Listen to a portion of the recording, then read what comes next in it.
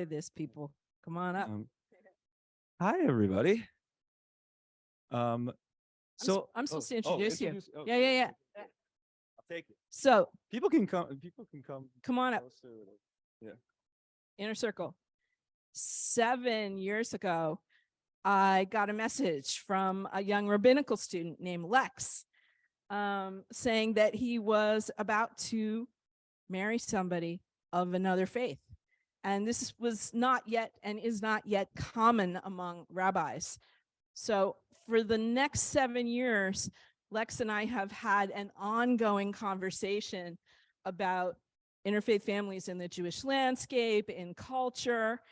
And in that time, he did get married, he did get ordained as a rabbi, and he's become, to me and to a lot of people, one of the most important and exciting national leaders on a whole new Judaism, on a creative, boundary questioning, really exciting form of Judaism's plural.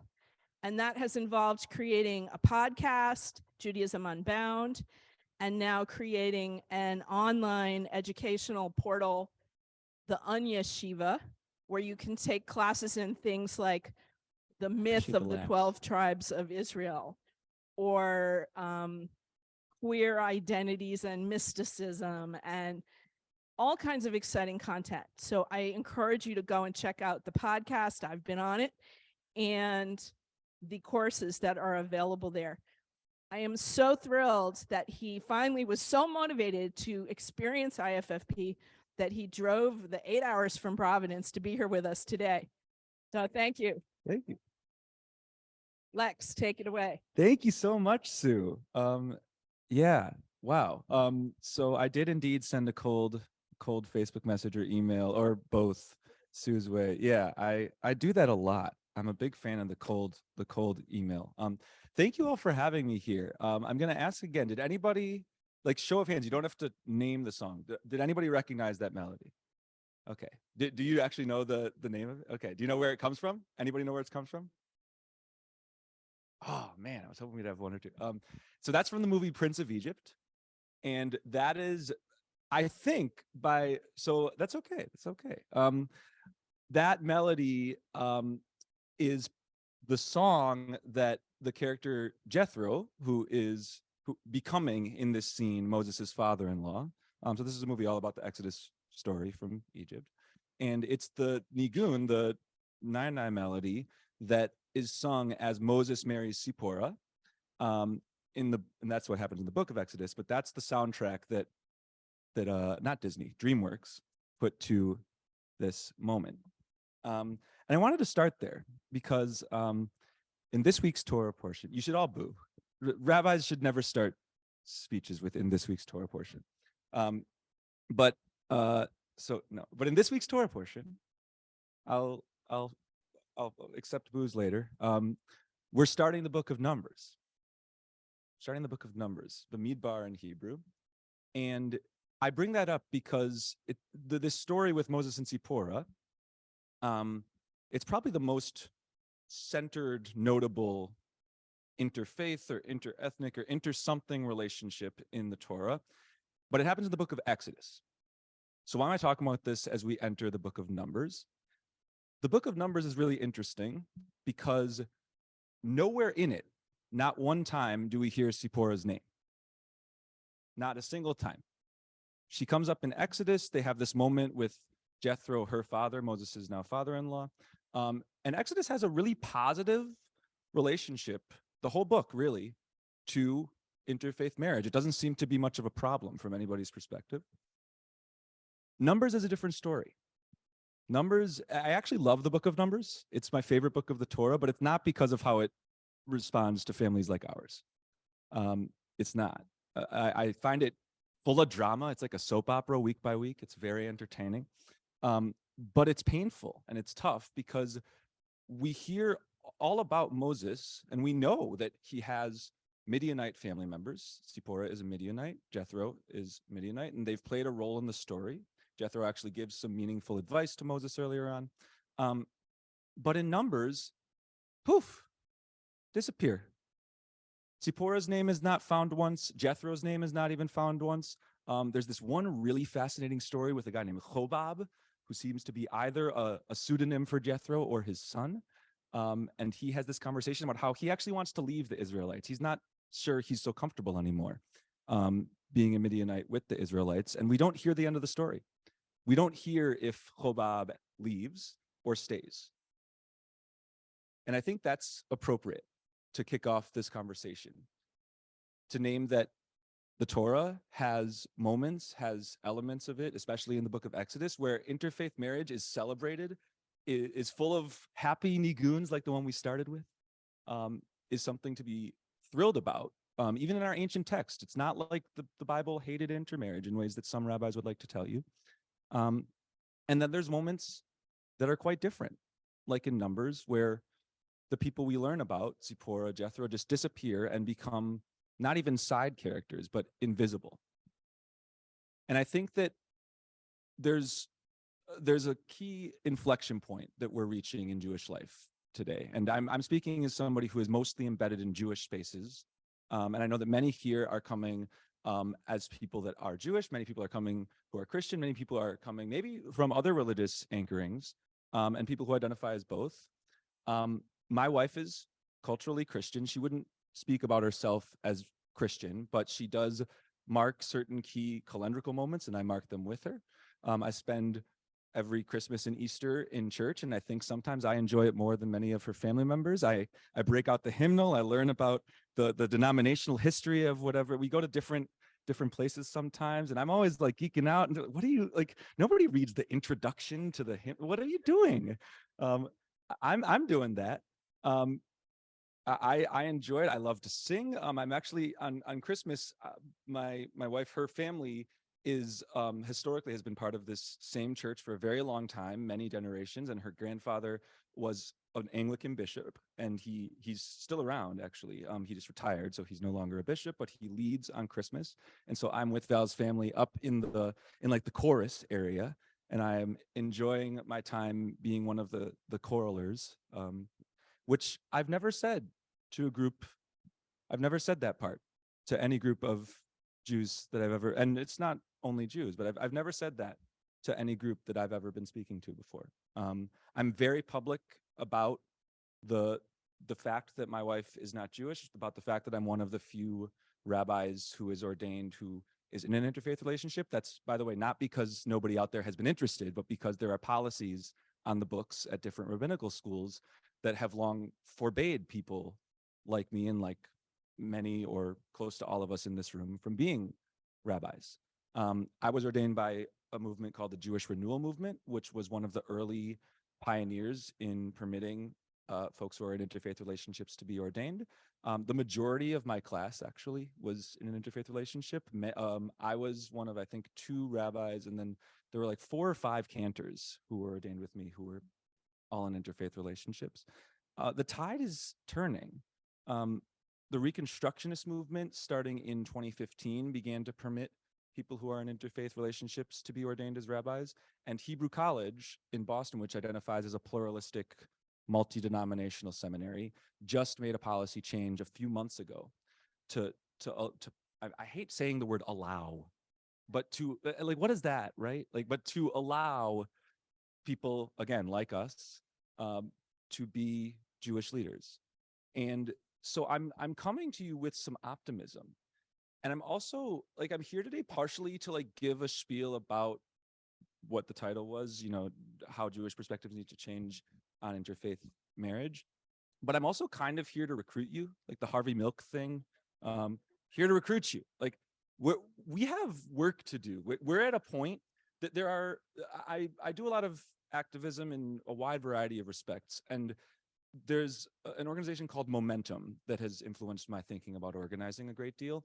And they're called Momentum because they're really interested in moments of the whirlwind, momentum and moment. So there are, on every issue, there's moments of high acceleration change and moments of lower acceleration change. And occasionally moments of the whirlwind arise. And Hebrew College, just a few months ago, deciding that people in interfaith relationships are permitted or whatever word, to be Jewish leaders, to be rabbis, that led to a lot of discussion. And we're in a moment right now where, and it comes every few years, here or there for some reason. Sometimes it's due to progress, like Hebrew College. Sometimes it's due to some terrible situation where somebody is publicly marginalized in some form for being in an interfaith relationship. I was just in Toronto, and a friend of mine, Denise, who is in an interfaith relationship and one of my close friends on this issue, she to this day is not permitted to be on her local board of rabbis. I am allowed to be allowed. That's like a theme today. I keep on using that word and I don't like it, but I don't have a better word. I am welcome. Yeah, but like even that, I am, granted space by a local rabbinic council. I'm allowed to be on it. And the reason why I'm emphasizing that allowed, that permitted, is that is the inflection point, actually, I think. That's what we are on the precipice of changing. I believe that we are in a moment where if we step up, if we're all mutually recruiting one another to do this work together, and I'm speaking both to Jews and to Christians and to people who identify as both, I'm speaking to all of us. We all have different intersectional identities here and different roles to play, but I'm speaking from a place of we actually have the potential in the next few years to shift the dynamics of the entire Jewish ecosystem on this. And again, I'm emphasizing the Jewish ecosystem. I think this is probably also true in some Christian denominations. It's also true in our society generally, because due to wonderful work like Sue's book being both, due to a lot of dynamics that are changing, there is more and more of a sense that we not only should permit or allow folks in interfaith relationships to be a part of Jewish life, but we should be actively jazzed about it.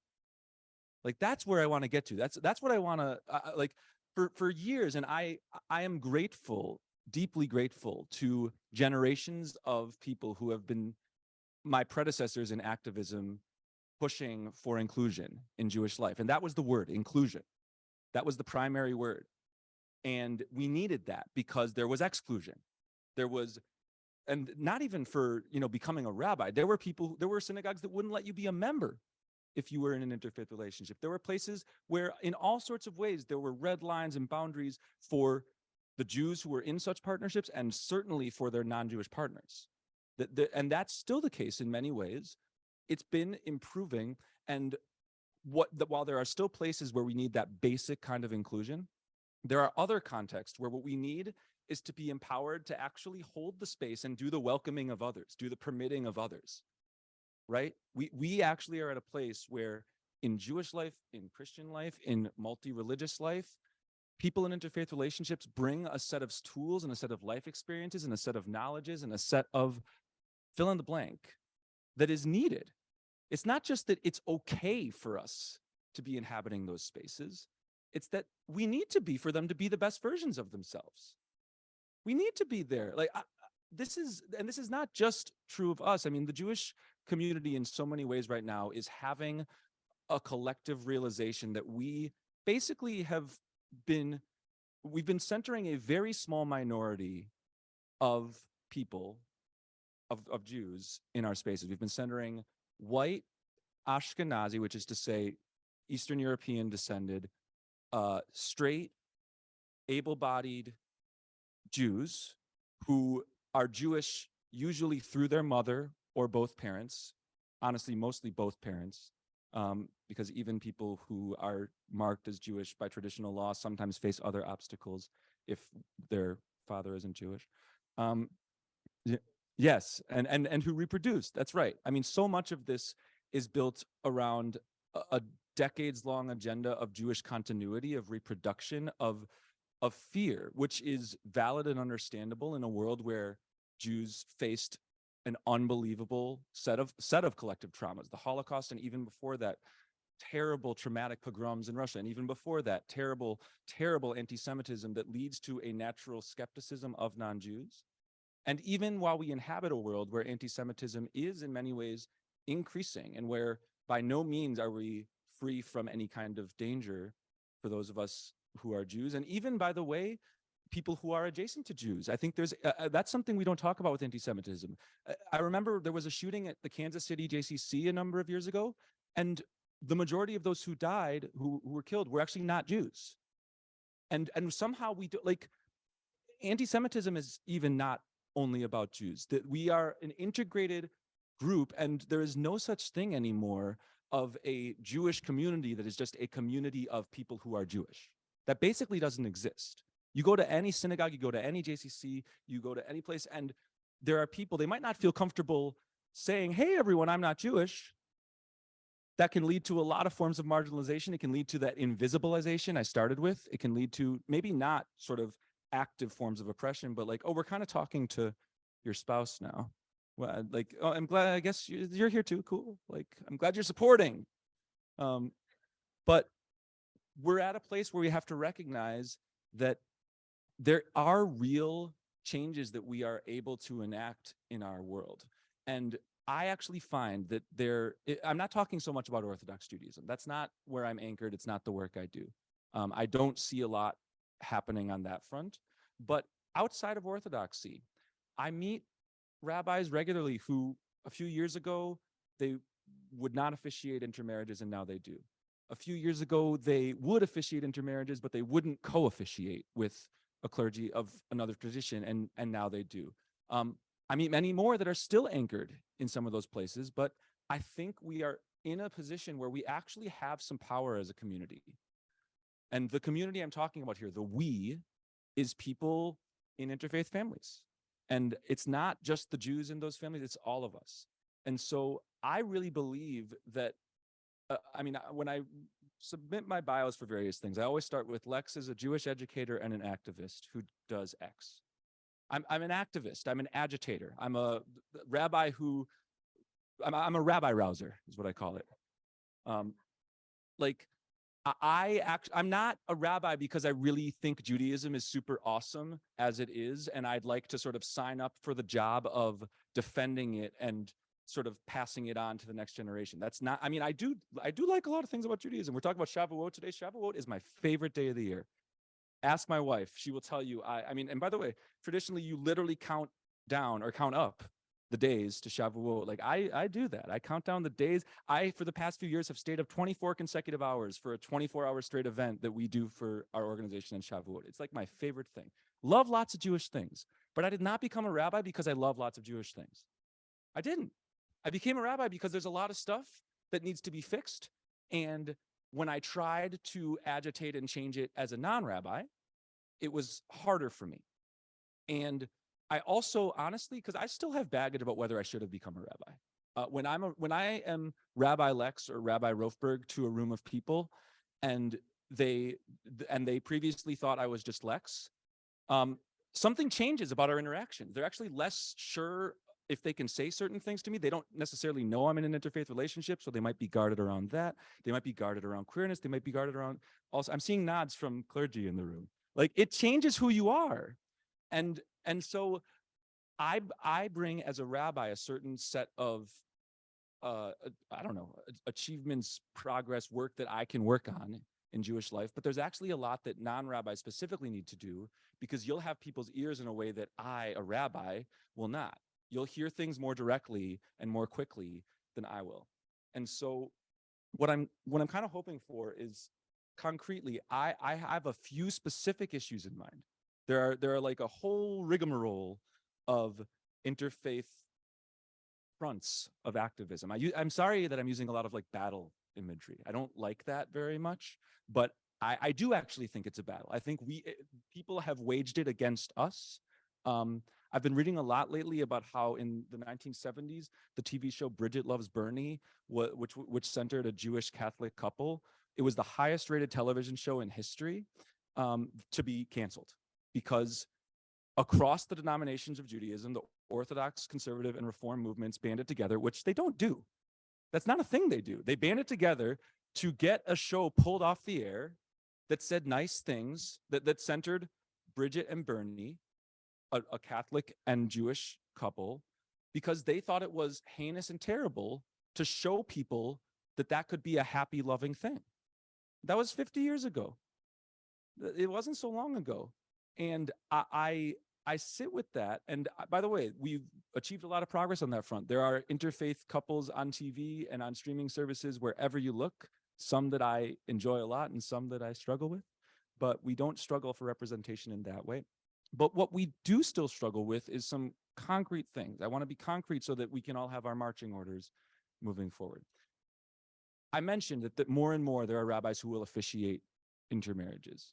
It's not across the board, but in the Reform, Reconstructionist, Renewal, and not so much conservative movement, but even in the conservative movement of Judaism, it is increasingly the case that rabbis will be willing, again, words I don't love, to officiate intermarriages. They might have conditions about that, and part of the work is to have fewer conditions and fewer loyalty pledges that you're going to raise your kids doing X, Y, and Z thing, that you're even going to pledge that you're having kids. That's kind of a strange thing to presume all the time. But that's achievement. And what I want to start doing is pushing the folks. There are a lot of rabbis out there who think that if they are willing to officiate intermarriages, they're on the good team.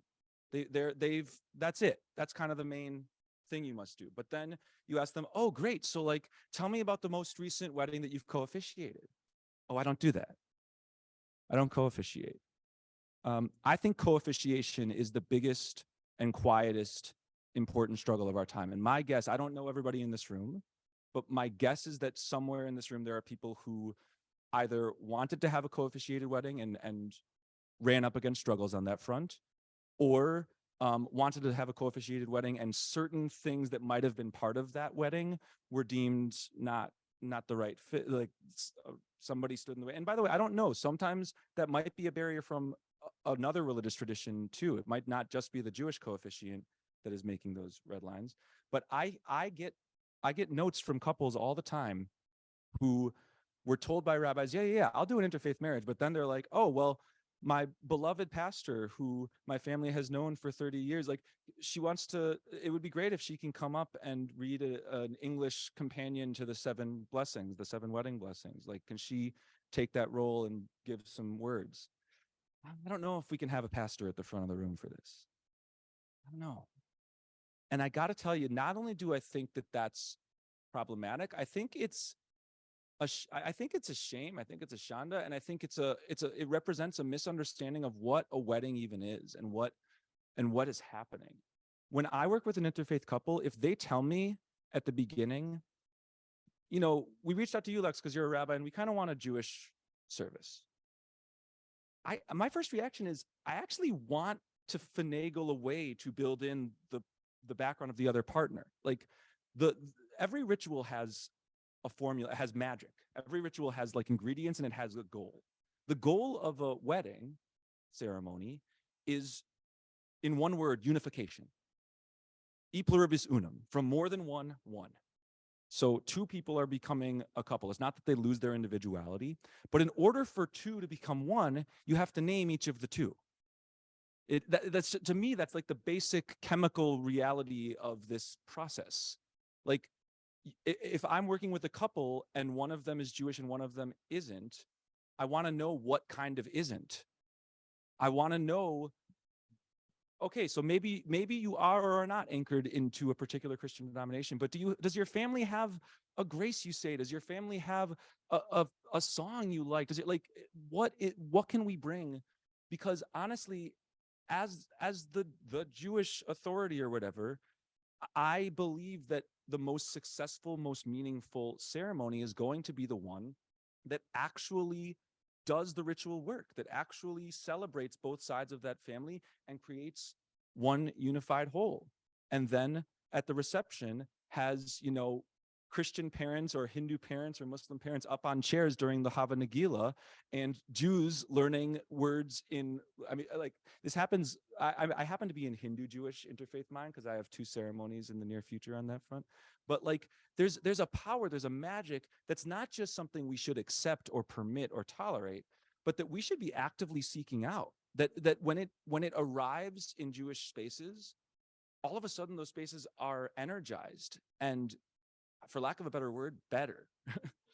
They're more exciting, more surprising, more diverse, and I want to be inhabiting a Jewish world and not just a Jewish world, a world where those kinds of fusions and energizing diverse connections are actively what we want to seek, and not just something that like we are allowed to do.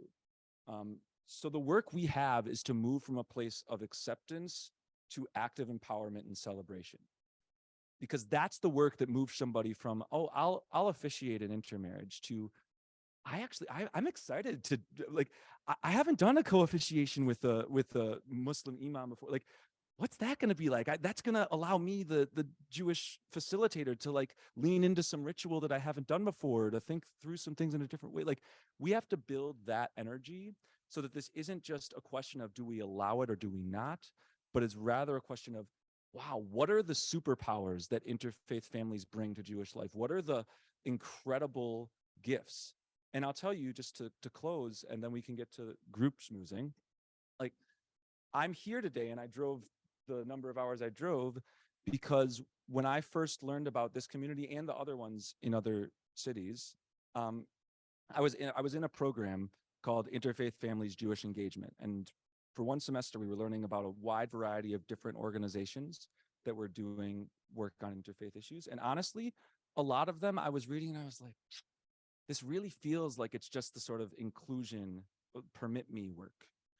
And I learned about IFFP and a few other places, and I was this is just doing the thing. This is creating the thing. To be in a space this morning and experience, and there was not trumpets and fanfare, but just the power of welcoming babies into the world and graduating high school and college folks with an interwoven set of Hebrew blessings and English blessings, and even naming Jesus of Nazareth at the top. I mean, that's gorgeous. By the way, I haven't gotten to say this before. Shabbat Shalom to those for whom Sunday is a form of Sabbath observance. And Shavua Tov, have a great week to those of you who are in this space and it's not a Sabbath today, but you're kicking off a new week. I was touched this morning, and I knew I was going to be. I wasn't surprised by that, because when I learned about this organization, there was a lack of, there was a set of, I don't know, unself-conscious muscles that I identified, where in other forms of inclusion work in Jewish life that are less about building something new and more about participating in forms of Jewish practice that already are around and in institutions that are around, there's just a set of, oh yeah, we want to go there, but not quite there. And so I'm grateful to be in a space where we bring in the Lord's Prayer right after Shema. I have a friend who actually wrote about like the Jewishness, like historically, of the Lord's Prayer, and how there's a lot there that totally overlaps with Jewish thinking. And we live in a world and inhabit a world where too many folks think of Jewish and Christian as like opposites.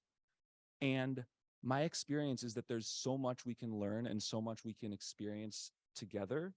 And even beyond just Jewish and Christian, when we create those pathways to meaning and community that transcend religious boundaries, and that allow and permit and celebrate that even within one human person, you can have multiple religious identities, that's when we can really thrive.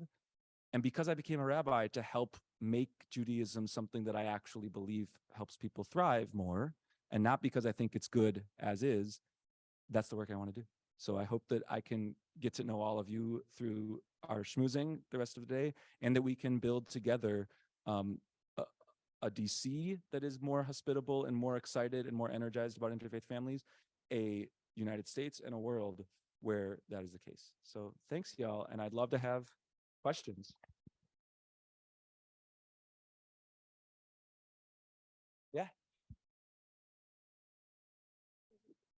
Oh, great.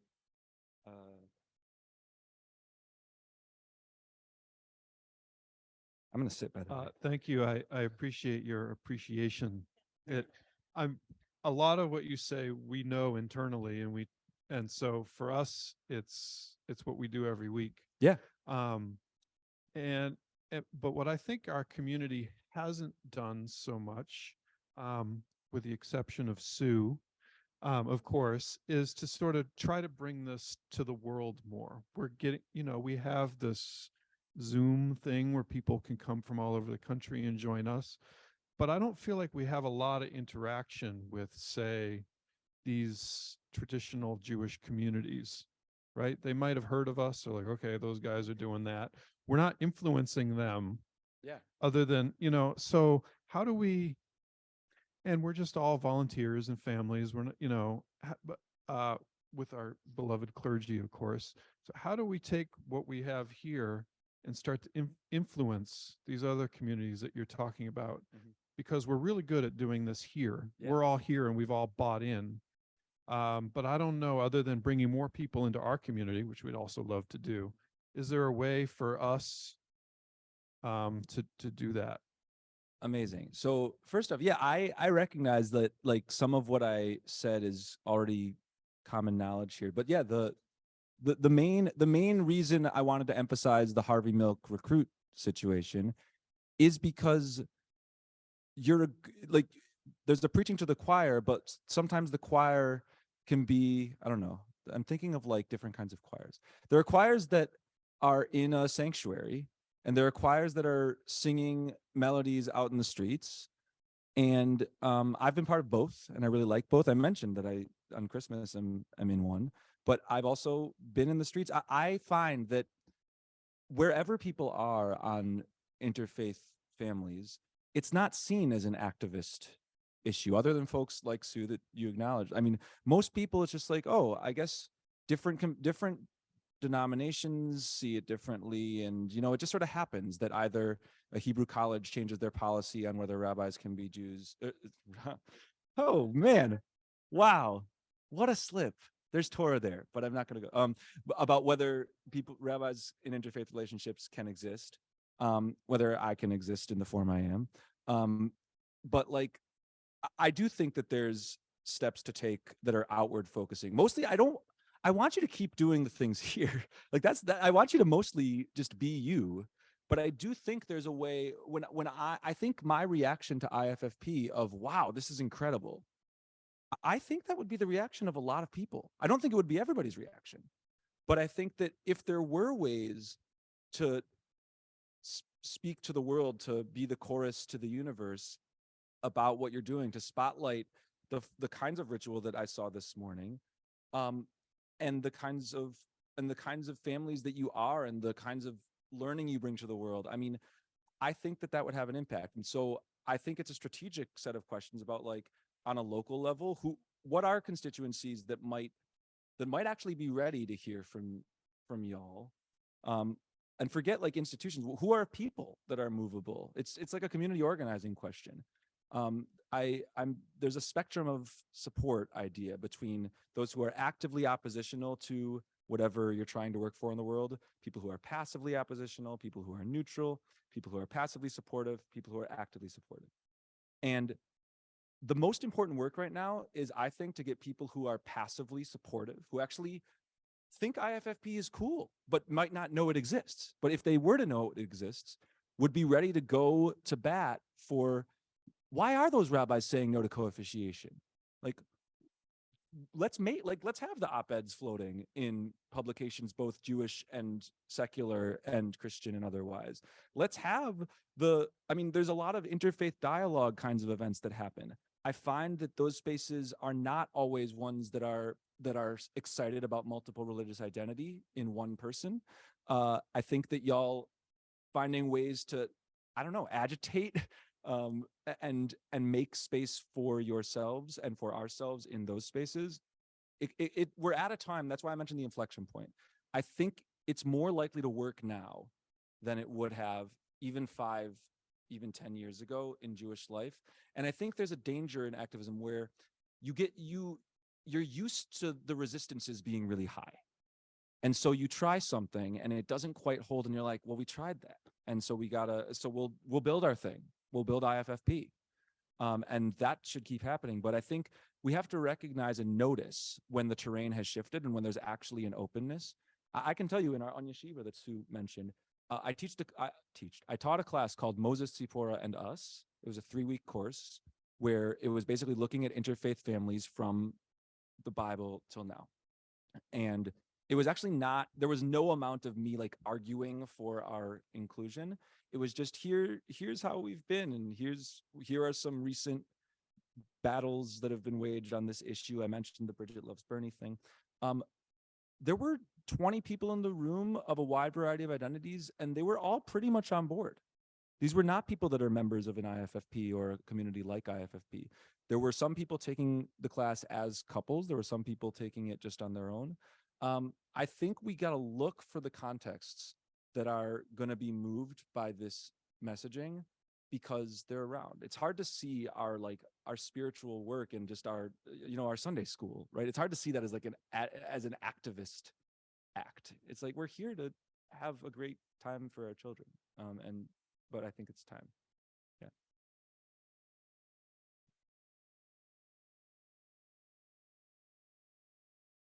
I think you both alluded, like many of us have given up on being in solely Jewish spaces because of the landscape when we approach them. And I'm not aware of what the landscape is now in synagogues. Like if there is a synagogue that I would even want to be a part of. Mhm. So I think where we've probably had our area of influence has been through our families. So our parents are now have a whole different, or hopefully most of our parents have a different viewpoint on what it means to be in an interfaith relationship, and our kids and their friends and our siblings, etc. That's just a comment. Thank you. And I mean, my question is this. So the thing that I keep thinking about, and I think I pose it every time we get a new, like, super great interfaith thinker from Sue, is Thank you. to me, the big debate right now, right? Like, people are leaving organized religion in droves, right? So most faith leaders, clergy, right? They're like, holy crap, my church temple. I mean, I think temples are hanging on to a little bit more, but like, our people are leaving. This church is dying. What are we going to do? We're not going to be here in 50 years, 100 years, right? So they're not super like, oh yeah, take off, do something else, right? They're like, no, please come. So on the one hand, I feel like that is a really great opportunity, because it's like, I feel like we're like, the world is actually divided between people who find faith important, meaningful, and something they want to incorporate in their life, and people who don't, or people who were super turned off by really restrictive clergy and rules that says, well, no, you can only be here if you're this way.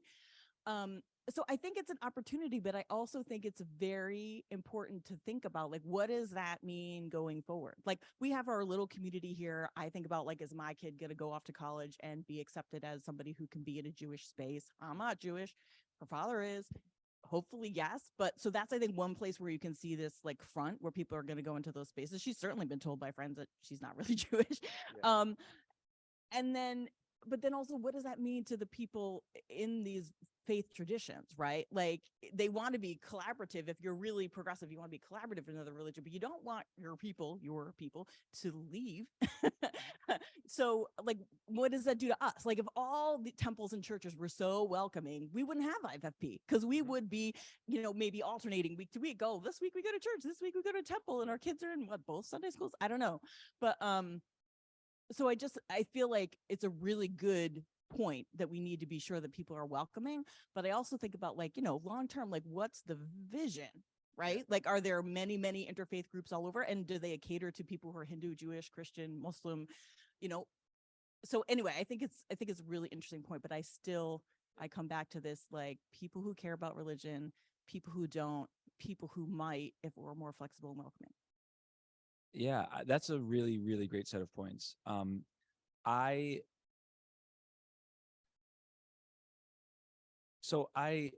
work in digital spaces mostly, and I think that's relevant to how I orient to a lot of this.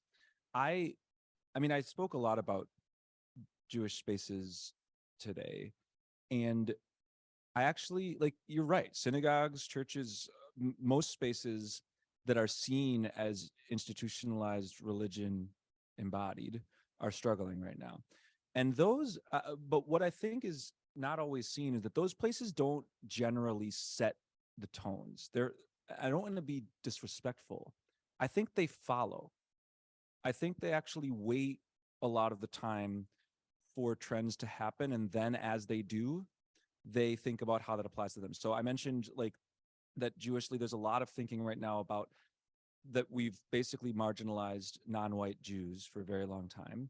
The people who shone a light on that were by and large not regular synagogue goers. There were folks who themselves were Jews of color and talked about like, here are the barriers I faced, and I don't feel that the security guard at the front door is interested in people with my skin color, sees us positively.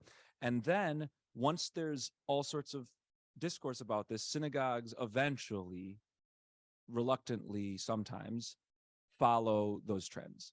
And what I want to do is basically that for interfaith families and issues. And that requires communities like this, but not to change anything about what you're doing, but just to sort of be held up as, what does this look like? I think for a lot of people, they don't have any vision of what it actually is to have a thriving community where multi-religious identity is normal and celebrated and awesome. And because they don't have any vision of that, they think there isn't, like they can't fashion one in their head. And so creating the visual, the messaging that spotlights who you are, that it creates like a plausibility structure for other communities. And why I started with the digital work is that Jewish life is actually thriving, and religious life and spiritual but sort of religious life. I don't like spiritual but not religious, but spiritual but sort of religious life. It's all thriving online. It's not a struggle. We launched a sort of digital center for Jewish learning and unlearning, and in our first 2 years, we've had 900 students without that much marketing. I'd love to say that we're like super great and it's because we're great. I think it's because we're there, and people want. I mean, we've got Zoom going. I mean, there's people that want digital forms of spirituality, and I think that those are also spaces that lack a lot of the barriers that you would find in synagogues, that lack a lot of the things you mentioned, like conversations about who's really Jewish. I mean, you can set up digital communities in ways where that's actually very challenging to even do logistically, to confront anyone one-on-one about who their identity is, what they are.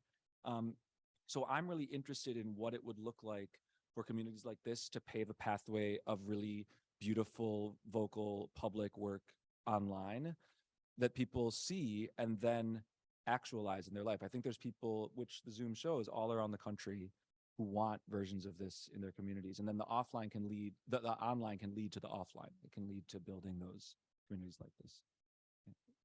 Yeah. Hi there, welcome. I'm thinking back to when we started this organization, which, as many of you know, was in the Jurassic era. And Thank but you, by the way. Thank you. We started out thinking we would find an organization to join. You know, we were in interfaith marriages. We knew a lot of people who were in interfaith marriages. We needed support for ourselves, and not coincidentally, our children were all around 6, 7, in some religious traditions approaching the age of reason, where we're feeling like we need to give these kids something. But we were not, and we talked to a lot of people. What do you have? What do you do in your church? What do you do in your synagogue? What do you think about what we're looking for? And it was very discouraging. You know, there were churches that said we welcome Jewish members, but then you scrape the surface of that. There's not really much there for them. And synagogues, absolutely, but you've got to raise the kids Jewish. Absolutely, but the non-Jewish partner cannot have an aliyah, right? And Rabbi Harold White of blessed memory was famous for, somebody said, marrying anybody to anything. But we talked to him, and he said he thought we were wrong, that it would be confusing for the children. So he came around. He was a big booster. He was here, actually. But, you know, we didn't try to influence the larger world. Instead, we said, well, we need something now. Yeah. We're going to have to build it ourselves. And that was a long time ago now. And maybe we're at a point where we can reach out and try to have more influence on the world. We've already done this, you know? Yeah. Thank you. I mean, I'll be blunt. I think that the organizations that are trying to influence the world, that are on interfaith inclusion and empowerment, they've actually succeeded over the decades at what some of their initial goals were. And I think the problem is that their goals were not ambitious enough. And they were not thinking about being both kinds of families. And And so that I think that we're at that moment where the ecology needs your ecological niche. It needs the IFFP niche. We needed, I mean, deeply. I'm thinking of organizations like interfaithfamily.com, now 18 Doors. I'm thinking of Jewish Outreach Institute that really were on the vanguard of this, but also not quite thinking about a space like this. So yeah, I'm excited what it could be. So what feels familiar to me about IFFP is also creating queer spaces. Like, and one thing that I love about IFFP is the variety and difference in like how people have enacted an interfaith family project of their own individually. Like creating that space, creating this space feels very similar to me in the queer spaces that have been created for and by the people who need them. And like the way that people like exist in them is like feeds them, like it gives them life, like literally, because sometimes the existence itself of yourself and like your people is the point. Yep. Like being able to survive and exist is the point. And so showing the examples of what it looks like, I just really resonated with what you said. Like, what does it look like to live? What does it look like to do? And it's so varied and beautiful. Like, I think you're right. Like that like showing what it looks like is really powerful. And I also think of IFFP as a refuge. Yeah. And I think of queer spaces created for and by queer people. It's a refuge. Like people create it so that they can be, like in the capital B-E, be. So this is a refuge type of organization to me. And that's always going to be its like first goal. Yeah. And the next stage of like showing other people what it is to be, that is like sometimes there's energy for that and sometimes there isn't. Just like healthy, like joyful queer people living their lives and being fabulous. Like sometimes we can do it for other people to show it. And sometimes it's just like enough to survive the day. So I guess I would just throw that out there as like what you're saying is resonating. Yeah, the refuge. I mean, I really appreciate that. And we often skirt by the fact that we call places of worship, we often call them sanctuaries. Yeah. Like it's an interesting word to use. Like the idea is that there is something out there that is scary and you need some kind of shelter to do whatever it is that you're doing comfortably. And so we call it a sanctuary. My biggest role model in all the work I do as an activist and as a rabbi, he's not a rabbi, he's my uncle. His name was Eric Rofeberg, and he was deeply involved in gay rights and gay men's health movement work in the 70s, 80s, and then 90s. He died in 2006.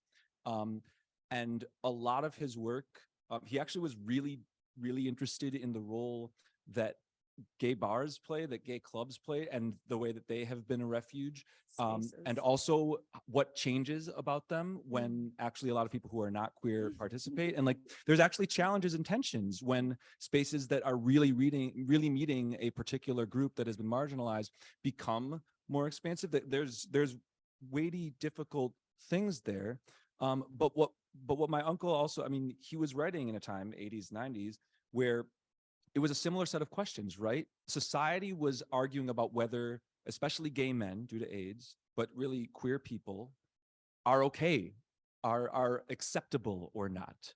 And where a lot of the impetus for things like Pride, my uncle marched in Boston Pride with a paper bag over his head in the 70s because he was a public school teacher and he couldn't be, he then became the first out public school teacher in the state of Massachusetts. Not at this point, but a couple years later, and he was immediately fired.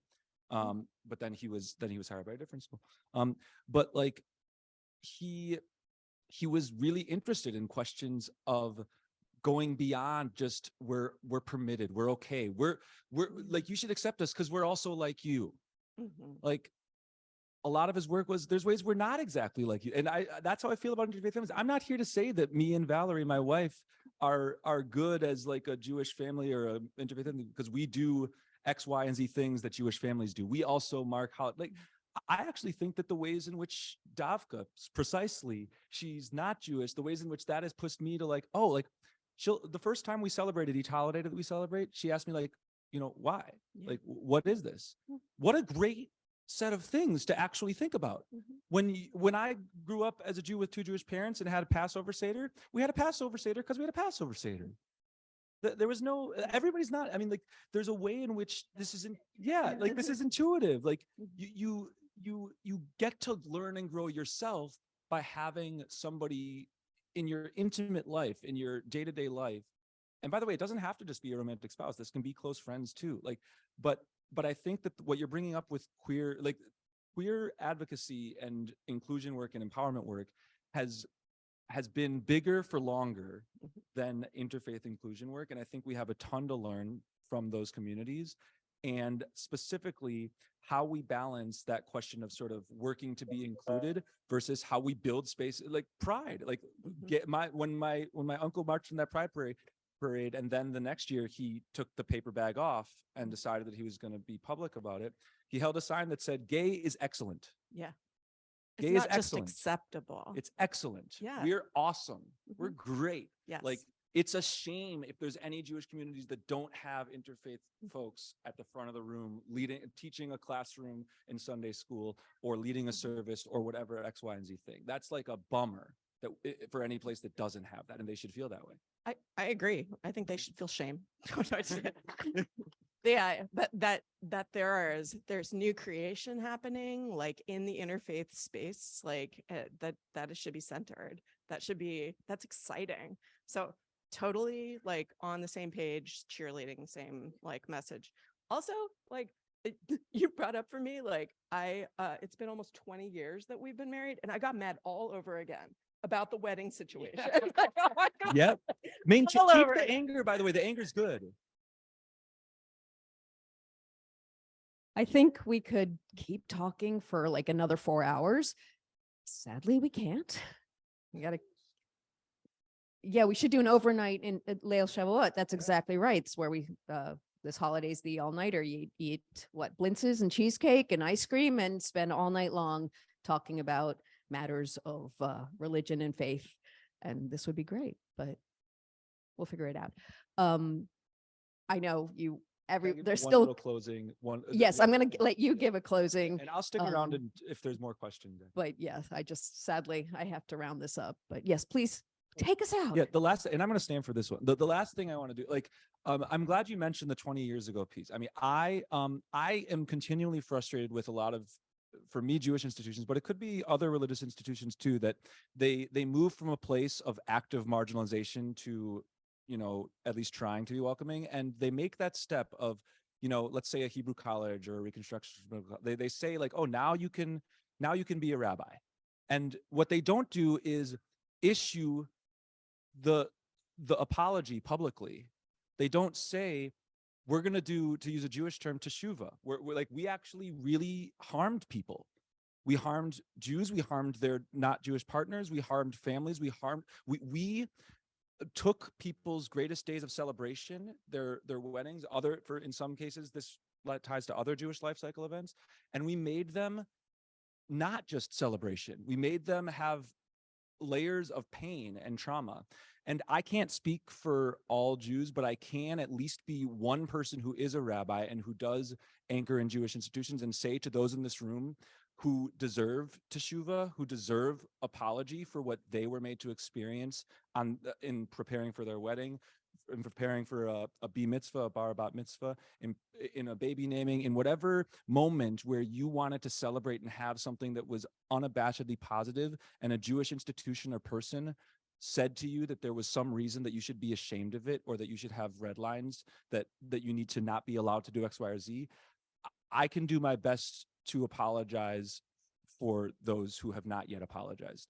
And I hope that we can all continue to demand that is done, that those institutions that are taking steps in a positive direction really recognize the harm that's been done, and that we can not only shine a light on that pain, but do the gay is excellent, the interfaith families are excellent work too, and just be joyous together. So that's what I want to close with. Thanks, y'all.